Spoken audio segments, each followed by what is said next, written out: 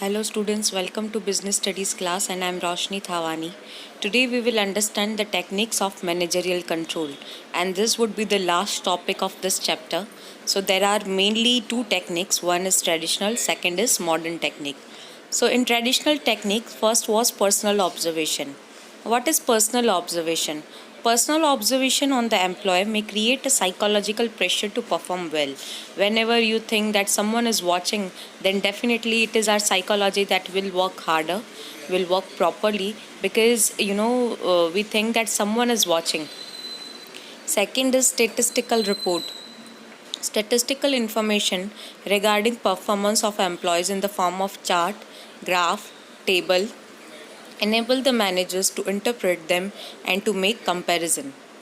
It is like sometimes the company, they are preparing the chart of the performance of the employees, that how they perform, what they performed, and then they would be comparing with another with other employees. So that comes in statistical report. Third is a break even analysis. The level of operation where total revenue or sales are equal to total cost is called the break even point.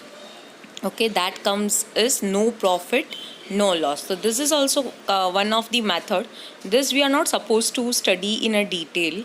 This you just know the definition. Okay, what is break even point or break even analysis? So break even point is that point where there is no profit and there is no loss. So that comes a BEP, or we can say break even point.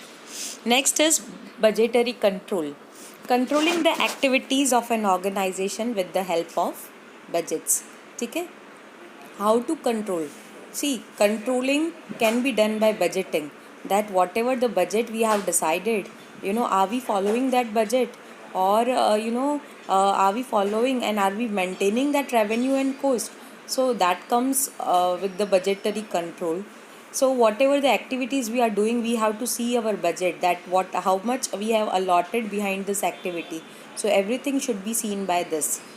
Okay, there are different budgets: sales, production, material budget. So every department would have a different budget, and every department have to focus on their activities and their budget programs. Now, advantages of budgetary control. First, budget is a guidance for management in planning and policy formulation. How the budgetary control is essential. So, if your budget will be there, it provides the guidance for manager, that how to plan, how to formulate the policy, okay, and how to implement the policy, how to make a plan, and what are the strategies. So everything is specified by the budgetary control. Second, gives a direction to organization by fixing the goals and targets. Everything is run behind and everything is surrounded by what? Everything is surrounded by, we can say, the amount, the price. Okay, if it is appropriate, then only we can go smoothly, we can work smoothly. So everything would be fixing up. Next, minimize wastage and loss. Okay, if the budget would be appropriate, then if you will see that what we have given in the budget and how much we have given in the budget, so we can easily minimize our wastage and loss. Actual performance can be compared with the budgetary standards. We have to compare our budgetary standards and actual performance. If we would be having the budget, then only we can compare that what is our standards and what we have decided and what is our actual result and what is the deviation is there in the beginning, or in the initial stage only. We have understood that what is the beginning, I mean what is the standard and actual result. The gap of this we can identify with the budgetary control. Next, it motivates the executive to attain targets. When the targets are fixed, then only you can achieve the target. If the targets are not fixed, how you would be achieving the target? So these are the traditional techniques. First, personal observation, statistical report, break-even analysis, and budgetary control that we have understood. Now the next is modern technique. First is return on investment. That means this technique is used to ensure the capital investment is properly utilized or not in order to get a reasonable amount of return. okay, how much we have investment and how much we have got in return. So that is compared in return on investment. So here that formula is return on investment is equal to net income divided by total investment. Second modern technique is ratio analysis. This is a simple technique used for analyzing and interpreting data contained in financial statement. This is done through calculating accounting ratio. A ratio is an arithmetic relation between two figures. Okay, that how much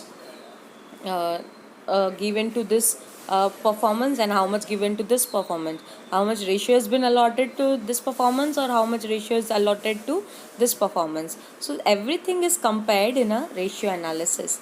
Third is liquidity ratio. This is not in your syllabus, this is just for your information. Same with the solvency, profitability, all are not in your syllabus. You just recall the name.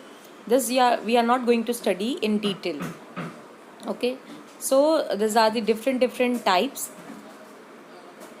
Here we have to understand one definition. This you need to learn PERT and CPM. The what is PERT and CPM? Program evaluation and review technique and critical path method, that is known as PERT. CPM is calculation of the critical path.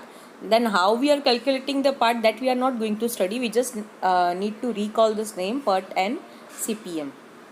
And the next is MIS. MIS is what that we are going to study in detail. Computer based information system which provides data and information on a real time basis, support the management for decision making and to take corrective actions on deviations. See, wherever we have got the deviations, and we have to find, if we got the deviation, what we should implement, what data we should implement, so we can